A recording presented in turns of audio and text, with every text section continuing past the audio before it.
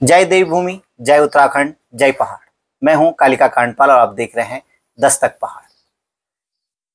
कल CBSE board परीक्षाओं के परिणाम घोषित हुए हैं और रुद्रप्रयाग जनपद और खासकर अगस्त्यमुनि क्षेत्र को गौरवान्वित करने वाली जो बालिका इस समय आप हमारे साथ देख रहे हैं, राधिका रावत जी है।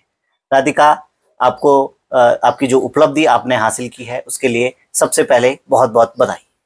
Thank you so much. हम आपको बता दें कि राधिका जो है वो अटल उत्कृष्ट जो इंटर कॉलेज राजकीय इंटर कॉलेज है अगस्त्यमुनि में, वहाँ पर पढ़ रही छात्रा थी और बहुत लंबे समय से ऐसे सुखद परिणामों की कल्पना सरकार द्वारा की जा रही थी और लगातार ऐसे प्रयास किए जा रहे थे कि जो मॉडल स्कूल जिनको हम कहें वो सरकार द्वारा पूरे जिलों में बनाए गए हैं, जहाँ पर सीबीएसई पाठ्यक्रम हिंदी और अंग्रेजी दोनों भाषाओं में पढ़ाई जा रहे थे। और ऐसा ही विद्यालय अटल जो विद्यालय है राजकीय इंटर कॉलेज अगस्त्यमुनि, वहाँ से इस छात्रा ने 95% अंक प्राप्त किए हैं कला वर्ग में। तो ये पूरे जनपद में पहला स्थान। और अभी जो सीबीएसई बोर्ड परीक्षाएं हैं उन्होंने अपना जो मेरिट लिस्ट है वो घोषित नहीं की है, लेकिन ये बालिका प्रदेश की मेरिट सूची में भी अपना स्थान बनाने में सफल हुई है। आपको दस्तक पहाड़ की तरफ से मैं बहुत बधाई देता हूं और आपके भविष्य की आपके सुखद भविष्य की मंगलमय जीवन की मैं कामना करता हूं।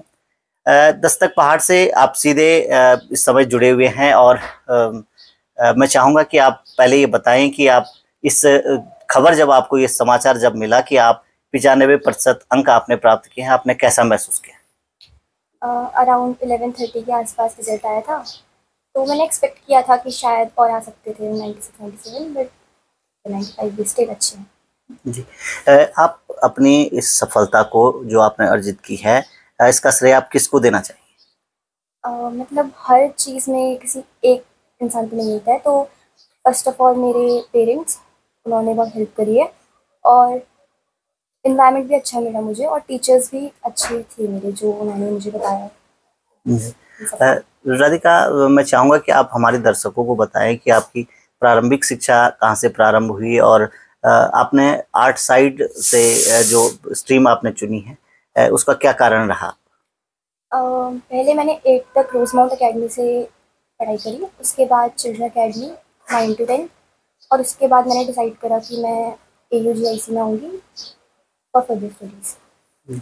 तो आपने जो कला वर्ग लगातार जो आजकल जो बच्चे हैं वो साइंस साइड की ओर का रुझान रहता है, आपने आर्ट साइड का जो चयन किया वो क्या उद्देश्य को लेकर के आपने किया? क्योंकि मुझे उसमें इंटरेस्ट भी था और मैंने सोचा कि फ्यूचर में हो सकता है बहुत सारे करियर ऑप्शंस मिल सकते। आप क्योंकि आज सबसे बड़ा जो डिस्ट्रैक्शन जो पढ़ाई में जो अवरोध हम कह सकते हैं वो मोबाइल फ़ोन होता है और अधिकांश युवा आजकल मोबाइल की लत के कारण जो है बहुत अच्छा परफॉर्मेंस नहीं दे पा रहे हैं। तो आपको जब आप इसकी पढ़ाई कर रहे होंगे तो आपको किस प्रकार का चैलेंज या आप कहें कि मोबाइल के साथ आपने कैसे मैनेज किया अपनी पढ़ाई को? हाँ, चैलेंज तो था, पर अगर हम सही टाइप में यूज़ करें तो वो सबसे ज़्यादा अच्छा है हमारे लिए, क्योंकि अगर पढ़ाई नहीं करना होगा ना तो उसके लिए। जी, आप बताएं कि किस प्रकार से आपका क्या शेड्यूल रहता था, कैसे आप पढ़ाई करते थे? क्योंकि जो इंटर कॉलेज की हम बात कर रहे हैं वहाँ पर लगातार सरकार द्वारा भी प्रयास किया जा रहा है कि बेहतर से बेहतर शिक्षकों को लाने का, लेकिन उस प्रकार के परिणाम विद्यालय की ओर से या अभी तक नहीं मिल पा रहे थे। मैंने टाइम से सिलेबस अपना पूरा कर दिया था, उसके बाद मेन चीज़ मेरी थी रिवीजन करने की और फिर क्वेश्चंस वगैरह करने की, सैम्पल पेपर्स वगैरह के। बस क्या दिनचर्या रहती थी आपके पूरे वर्ष भर, किस तरीके से आपने मैनेज किया है? मतलब सारा टाइम तो सेम ही था, कुछ महीने में बहुत अच्छी पढ़ाई हुई थी और कुछ महीने में कुछ ठीक ठाक ही थी। बाकी सुबह 4 बजे उठ जाती थी उसके बाद। राधिका, आप जीवन में क्योंकि अब इंटर की पढ़ाई आपने की है, एक बड़ा चैलेंज आपको भविष्य को लेकर के है, किस दिशा में आप अपना करियर बनाने का प्लान कर रहे हैं? अभी तो ऐसे कुछ फिक्स डिसाइड नहीं करा है, पर फिलहाल अभी ग्रेजुएशन आप करेंगे। हमारे साथ बात करने के लिए राधिका के पिताश्री भी हमारे साथ मौजूद हैं। जानी मानी शख्सियत आप इस क्षेत्र की हैं, श्रीमान हरिहर रावत जी। रावत साहब, आपको बहुत बहुत बधाई। बहुत बहुत धन्यवाद आप सब लोगों का। आपकी बालिका ने जो उपलब्धि हासिल की है, आप कैसा महसूस कर रहे हैं? बहुत अच्छा महसूस कर रहे हैं। हर पेरेंट्स तो यही चाहेगा कि मेरा बच्चा ज़्यादा से ज़्यादा आगे बढ़े, और इसकी एबिलिटी बढ़िया है। बचपन में वो रोज माउंट में भी प्रथम थी। उसके बाद वो इसमें चिल्ड्रन अकेडमी में गई, वहाँ भी वो जो है 90 से ऊपर थी। और इस समय वो राजकीय इंटर कॉलेज अगस्त्यमुनि से वहाँ भी वो जो है 95। वैसे उसको और आशा थी कि और आगे आए, लेकिन थोड़ा रह गई 2-4 अंक से।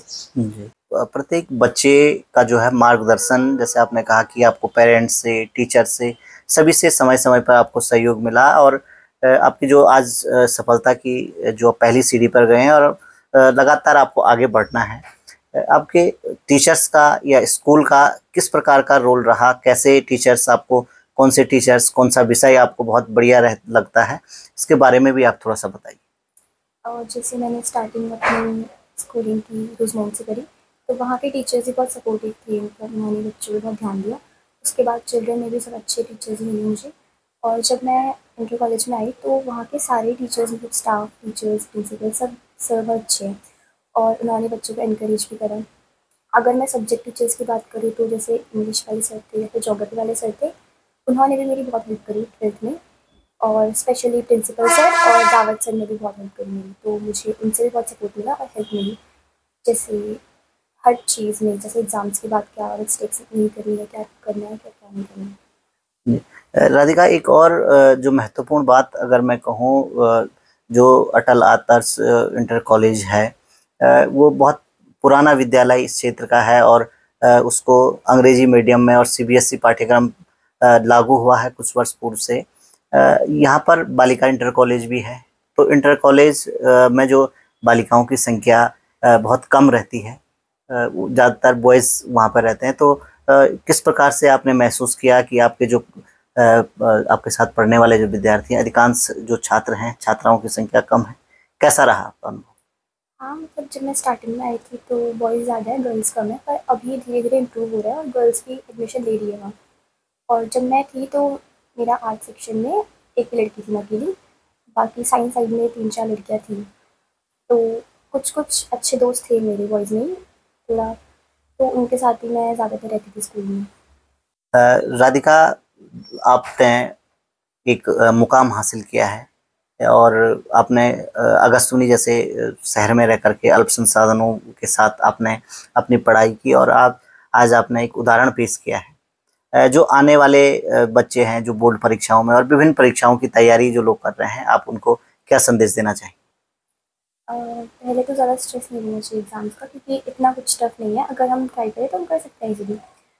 और फिर सिलेबस टाइम से पूरा करना ताकि बाद में बर्डन ना बने वो। और क्वेश्चंस वगैरह टाइम टू टाइम प्रैक्टिस करना, और जो टीचर्स बोलते हैं उनकी सुनना, क्योंकि उनको भी एक्सपीरियंस है और वो किसी चीज़ से ही बोलते हैं। बाकी सैम्पल पेपर्स वगैरह करना ताकि हमें आइडिया लग जाए कि एग्ज़ाम में टाइम कैसे मैनेज करना है, कौन से क्वेश्चन में कितना टाइम लगाना है, और अगर हम नहीं आ रहा है तो हमें आगे बढ़ना है, और बाकी सारी चीज़ें। तो राधिका, दस्तक पहाड़ की टीम आपको अग्रिम जो जीवन है आपका, उसकी मंगल कामनाएं देती है, और हम भगवान अगस्त्य ऋषि से प्रार्थना करते हैं कि आप यूं ही प्रगति के पथ पर आगे बढ़ते रहें।